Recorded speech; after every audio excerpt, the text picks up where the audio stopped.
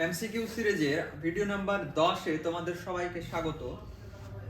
আমরা already 90টা MCQ question practice করে ফেলেছি। আজকেও দেখে নেব আমরা সেই রকমই 10টি কোশ্চেন। দেখো, আজকের ভিডিওর প্রথম কোশ্চেন বলা আছে,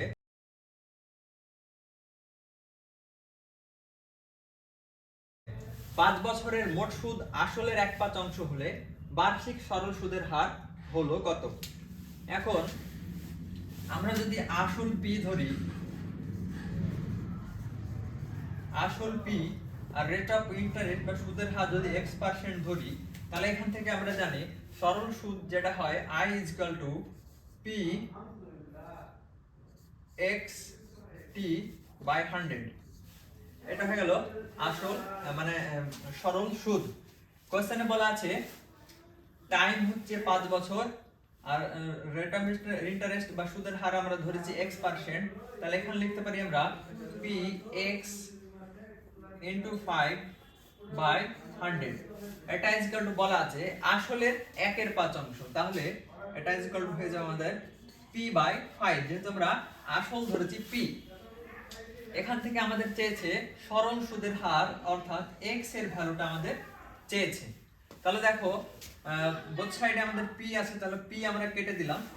এখান থেকে আমরা x ইজ ইকুয়াল টু পাচ্ছি বা 25x ইজ ইকুয়াল টু 100 পাচ্ছি। এখান থেকে আমরা x ইজ ইকুয়াল টু পেয়ে যাচ্ছি 100/25 ইজ ইকুয়াল টু 4। তাহলে আমরা পেয়ে গেলাম সরল সুদের হার হয়ে গেল 4%, অপশন এ। দেখে নিচ্ছি আমরা পরবর্তী কোশ্চেন। ভিডিওর কোশ্চেন নাম্বার 2 দেখো, বলা আছে এ ও বি যথাক্রমে 1500 টাকা ও 1000 টাকা নিয়ে ব্যবসা শুরু করলো। কিছু সময় পর ক্ষতি 75 টাকা হলে বি এর ক্ষতি কত? তাহলে দেখো, বলেছে 1500 আর 1000 টাকা নিয়ে ব্যবসা শুরু হয়েছে, তার মানে এখান থেকে বলতে পারি আমরা মূলধনের অনুপাত হচ্ছে 1500:1000, বা মূলধনের অনুপাত যেটা হচ্ছে সেটা হচ্ছে 3:2। এখন তোমরা সবাই জানো যে একটা অংশীদারি ব্যবসায় যে হারে বা যে অনুপাতে বিনিয়োগ করা হয়, লাভ বা ক্ষতি সেই অনুপাতে বন্টন করা হয়। তাহলে এখান থেকে আমরা বলতে পারি যেহেতু বিনিয়োগের অনুপাত হচ্ছে বা মূলধনের অনুপাত হচ্ছে 3:2, তাহলে যে ক্ষতি হবে সেটা 3:2 অনুপাতেই বন্টন হবে। তাহলে ক্ষতির অনুপাত হয়ে যাবে 3:2। এখান থেকে আমরা বলি বি এর ক্ষতি, বি এর হচ্ছে অনুপাতে হচ্ছে 2, তাহলে বি এর ক্ষতি এখানে লিখতে পারি আমরা বি হচ্ছে 2/5 ইনটু মোট ক্ষতি বলে দেওয়া আছে 75 টাকা। তাহলে এখান থেকে হচ্ছে 5 15 75, 15 দুগুণা 30। তাহলে আমরা পেয়ে গেলাম বি এর ক্ষতি হয়ে যাচ্ছে 30 টাকা, অপশন বি। দেখে নিচ্ছি আমরা নেক্সট কোশ্চেন। কোশ্চেন নাম্বার 3 দেখো, বলা আছে 2x² -√3x + 2 = 0 সমীকরণের বীজ দুটি কাল্পনিক না বাস্তব না সমান না কোনটি নয়। এখন তোমরা সবাই জানো একটি দ্বিঘাত সমীকরণের বীজ দুটি কেমন হবে সেটা নির্ভর করে b² - 4ac এই টার্মটার উপর। যে এখানে আমরা শ্রীধর আচার্যের সূত্র অনুযায়ী এটা পেয়েছি আমরা। তাহলে এখান থেকে আমরা এই যেটা সমীকরণ আছে সেখানে b² - 4ac এর ভ্যালু যদি বের করি, সেখান থেকে পাচ্ছি আমরা b², b মানে হচ্ছে √3, তাহলে √3² -4, a হচ্ছে 2 আর c হচ্ছে 2।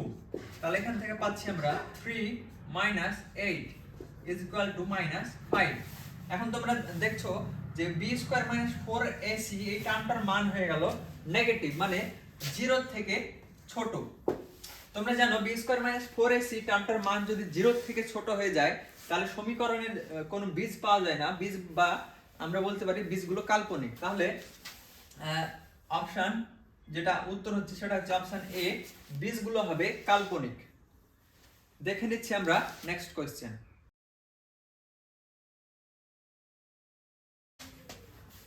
কোশ্চেন নাম্বার 4 দেখো, বলা আছে 7 9 x 13 y 17 সংখ্যাগুলির গড় 11 হলে x + y এর মান হলো কত? তাহলে বলে দেওয়া আছে সংখ্যাগুলির গড় 11। তাহলে এখান থেকে আমরা লিখতে পারি 7 + 9 + x plus 13 plus Y plus 17, এইটাকে সংখ্যাগুলো সংখ্যা দিয়ে ভাগ করব। এখানে সংখ্যা আছে 6টা, তাহলে 6 দিয়ে যদি ভাগ করি গড় পেয়ে গেলাম। এটা ইকুয়াল টু বলে দেওয়া আছে আমাদের 11। তাহলে দেখো উপরের সংখ্যাগুলো আমরা যোগ করব। 7 প্লাস 9 হচ্ছে 16, 16 প্লাস এদিকে আছে আমাদের 30, তাহলে হচ্ছে আমাদের 46, 46 plus x plus y is equal two আমরা পাচ্ছি 6 কে 11 দিয়ে এখানে আমরা মাল্টিপ্লাই করে দিচ্ছি, তাহলে পাচ্ছি আমরা 66। তাহলে দেখো আমরা যদি 46 কে আমরা রাইট হ্যান্ড সাইডে নিয়ে যাই, থাকছে আমাদের x plus y is equal two 66 minus 46। 66 থেকে 46 মাইনাস করলে পাই আমরা 20। তাহলে ফাইনাল অ্যানসার হয়ে গেল আমাদের x প্লাস y এর ভ্যালু পেয়ে গেলাম আমরা 20, অপশন বি। দেখে নিচ্ছি আমরা নেক্সট কোশ্চেন।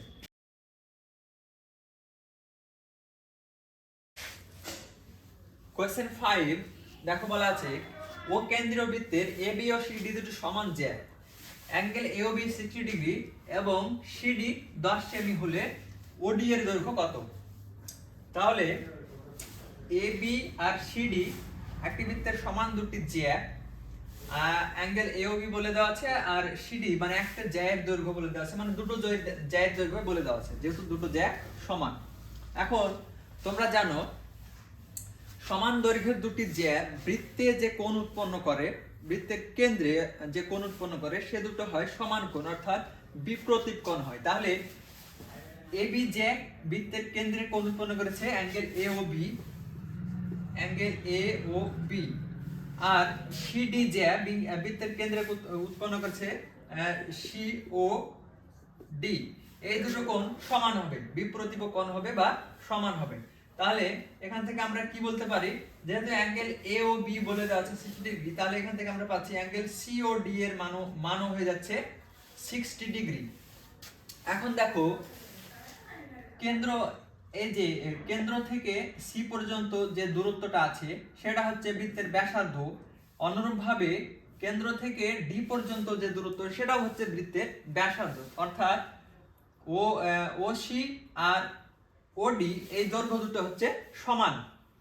তাহলে আমরা যদি এই দৈর্ঘ্য দুটো যদি সমান হয় তাহলে আমরা বলতে পারি তাদের বিপরীত যে কোণগুলো আছে, অর্থাৎ অ্যাঙ্গেল C আর অ্যাঙ্গেল DO হয়ে যাবে সমান। এখন আমরা পেয়েছি অ্যাঙ্গেল COD হয়ে আছে 60 ডিগ্রি, তাহলে এখান থেকে আমরা পাচ্ছি অ্যাঙ্গেল C প্লাস আর অ্যাঙ্গেল D এই দুটো হয়ে যাচ্ছে সমান। এখন আমরা জানি বৃত্তের তিনটি কোণের সমষ্টি হয় 180 ডিগ্রি, তাহলে angle C plus angle D plus angle COD এর মান পেয়ে গেছি আমরা 60 ডিগ্রি, এটা সমান হয়ে যাবে 180 ডিগ্রি। তাহলে এখান থেকে আমরা পাই angle C plus angle D এটা ইজ ইকুয়াল টু হয়ে যাচ্ছে 120 ডিগ্রি। তাহলে এখান থেকে আমরা বলতে পারি অ্যাঙ্গেল C আর অ্যাঙ্গেল D দুটোর মানে হয়ে যাচ্ছে 60 ডিগ্রি, যেহেতু C আর D সমান। তাহলে আমরা পাচ্ছি যে ত্রিভুজটা আমাদের আছে ত্রিভুজ COD, এই ত্রিভুজের প্রত্যেকটি কোণের মানই দেখো 60 ডিগ্রি। এখানে আমরা আগেও পেয়েছি COD 60 ডিগ্রি, আর অ্যাঙ্গেল C আর অ্যাঙ্গেল D এটাও পেয়ে গেলাম 60 ডিগ্রি। তাহলে আমরা বলতে পারি এই যে ত্রিভুজটা আমরা পাচ্ছি এটা হচ্ছে একটা সমদ্বিবাহু ত্রিভুজ, যেহেতু তিনটে কোণের মানই সমান। তাহলে সমদ্বিবাহু নয়, এটা হচ্ছে একটা সমবাহু ত্রিভুজ। তাহলে এখান থেকে বলতে পারি যে এই ত্রিভুজের CD বাহুটাও সমান হবে, অর্থাৎ OC OD আর CD এগুলো সব সমান হয়ে যাবে। দেখো আমাদের বলে দেওয়া আছে CD হচ্ছে 10 সেমি, তাহলে যেটা আমাদের চেয়েছে কোশ্চেনে ODও হয়ে যাবে 10 সেমি, 10 সেমি। তাহলে আমরা উত্তর পাচ্ছি অপশন সি তে। দেখে নিচ্ছি আমরা নেক্সট কোশ্চেন। কোশ্চেন নাম্বার 6 দেখো বলা আছে sin 45 plus theta minus cos 45 minus theta এর মান কত? তাহলে এখান থেকে আমরা লিখতে পারি 45 মানে 90 ডিগ্রি মাইনাস 45 ডিগ্রি লিখতে পারি আমরা। তাহলে এখান থেকে আমরা লিখব sin 90 degree minus 45 degree plus theta minus cos, যেরকম ছিল cos এর ভ্যালুটা সেরকমই রাখবো। তাহলে এখান থেকে লিখতে পারি আমরা সমান sin 90 ডিগ্রি মাইনাস দেখো 45 মাইনাস থিটা লিখতে পারি। মানে পুরো যেটা আছে 45 আর থিটা সেটাকে আমরা 90 মাইনাস থিটা আকারে লিখলাম। তাহলে এখান থেকে আমরা পাচ্ছি এটা পেলাম মাইনাস যেটা ছিল cos 45 মাইনাস থিটা। তাহলে দেখো এখানে হয়ে যাচ্ছে sin 90 ডিগ্রি মাইনাস থিটা আকারে 45 মাইনাস থিটা পুরোটাকে যদি আমরা থিটা ধরি তাহলে এখানে আমাদের sin 90 ডিগ্রি মাইনাস থিটা আকারে এটা চলে এসেছে। তাহলে এটা ইকুয়াল টু আমরা লিখতে পারি cos থিটা, cos 45 মাইনাস থিটা। আর এদিকে আমাদের cos 45 মাইনাস থিটা এটাও আছে আগে থেকে, সেটা মাইনাস আকারে আছে। তাহলে দেখো আমরা যেটা পেলাম finally cos 45 minus theta minus cos 45 minus theta. তাহলে দুটো একই টার্ম যদি আমরা মাইনাস করে দিই তাহলে এটা হয়ে যাবে 0। তাহলে আমরা আমাদের যেটা বলা আছে ফাইনাল आंसर আমরা পেয়ে গেলাম 0, সেটা হচ্ছে অপশন এ। দেখে নিচ্ছি আমরা নেক্সট কোশ্চেন। কোশ্চেন নাম্বার 7 দেখো বলা আছে একটি ঘড়ির মিনিটের কাঁটার প্রান্তবিন্দু 1 ঘন্টায় আবর্তন করে।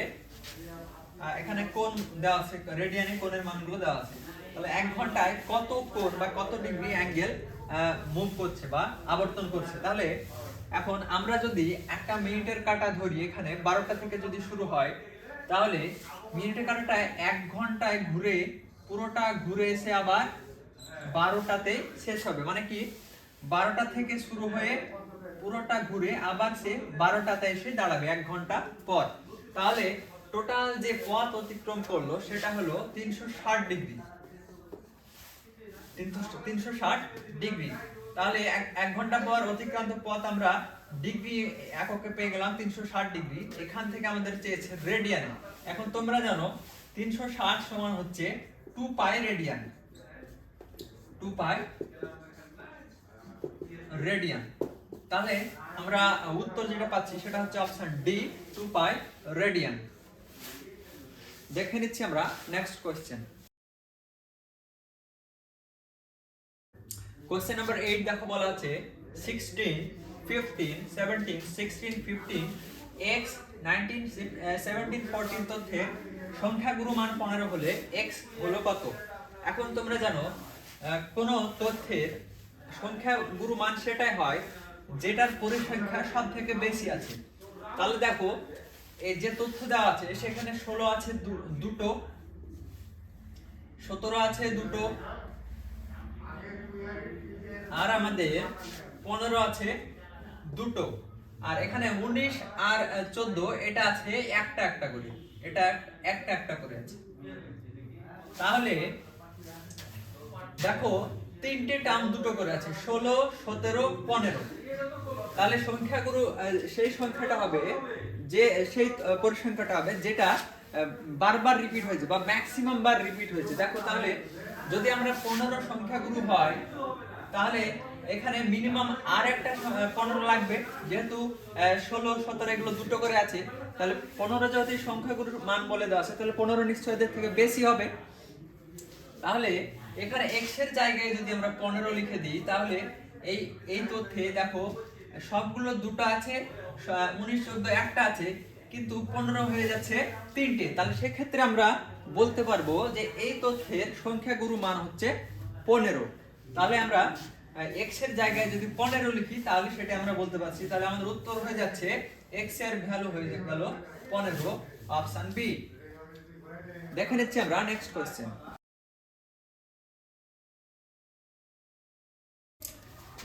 ভিডিওর কোশ্চেন নাম্বার 9 দেখো বলা আছে 2r একক দৈর্ঘ্যের ব্যাসার্ধ বিশিষ্ট নিরেট গোলকের আয়তন হলো কত। এখন আমরা জানি যে কোনো একটা নিরেট গোলকের আয়তনের যে ফর্মুলা সেটা হচ্ছে 4/3 পাই r কিউব ঘন একক। এখানে রেডিয়াস বা r বলে দেওয়া আছে 2r।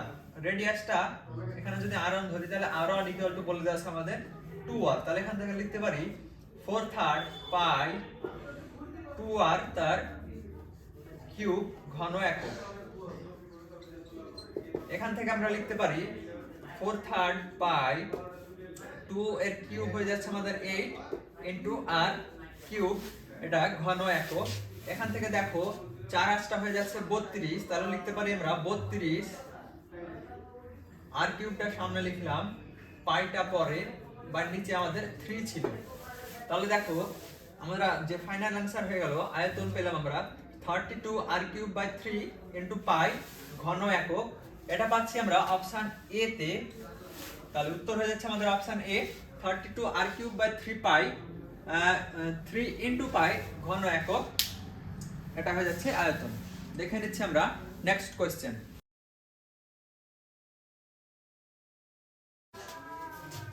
ভিডিওর শেষ কোয়েশ্চেন অর্থাৎ কোয়েশ্চেন নাম্বার 10। দেখো বলা আছে একটি নিরেট গোলকের আয়তন ও বক্রতলের ক্ষেত্রফলের সাংখ্যমান সমান হলে ব্যাসার্ধ হবে কত? তাহলে নিরেট গোলকের আয়তন আর বক্রতলের ক্ষেত্রফল সেই দুটো বলে দেওয়া আছে সমান। এখন আমরা জানি আয়তনের ফর্মুলা হয় 4/3 পাই আর কিউব ঘন একক, যেখানে আর হচ্ছে যে নিরেট গোলকের সেটা হচ্ছে আর হচ্ছে তার রেডিয়াস বা ব্যাসার্ধ। আর আমরা জানি সমগ্র তলের ক্ষেত্রফল সেটা বক্রতলের ক্ষেত্রফল হয় 4 পাই আর স্কয়ার বর্গ একক। এখন বলেছে এই দুটোর সাংখ্যমান হচ্ছে সমান, তাহলে লিখতে পারি আমরা 4/3 pi r cube is equal to 4 pi r square. তাহলে দেখো আমরা এখান থেকে 4 4 কাটতে পাচ্ছি, পাই পাই কাটছি, আর স্কয়ার এখানে আছে আর কিউব, তাহলে আর স্কয়ার কেটে গিয়ে থাকবে আমাদের একটা আর। তাহলে আমরা এখান থেকে পাচ্ছি r by 3 is equal to হয়ে যাচ্ছে আমাদের রাইট হ্যান্ড সাইডে হয়ে যাচ্ছে 1। তাহলে এখান থেকে আমরা পাচ্ছি r এর ভ্যালু হয়ে যাচ্ছে 3 একক। উত্তর পাচ্ছি আমরা অপশন সি তে 3 একক। রেডিয়াস অর্থাৎ ব্যাসার্ধ হয়ে যাচ্ছে 3 একক। তাহলে আমরা আজকের ভিডিওর মাধ্যমে এমসিকিউ সিরিজের 10টা ভিডিও কমপ্লিট করলাম এবং সেই সঙ্গে আমরা 100টা টোটাল এমসিকিউ কোশ্চেন প্র্যাকটিস করে ফেললাম। আশা করছি তোমরা কোশ্চেনগুলো ভালোভাবে বুঝতে পেরেছো। এই কোশ্চেনগুলোতে যদি বুঝতে বা প্র্যাকটিস করার সময় কোনো অসুবিধা হয় অবশ্যই সেগুলো কমেন্টে জানাবে। দেখা হবে আমাদের পরবর্তী অন্য কোনো ভিডিওতে। ধন্যবাদ।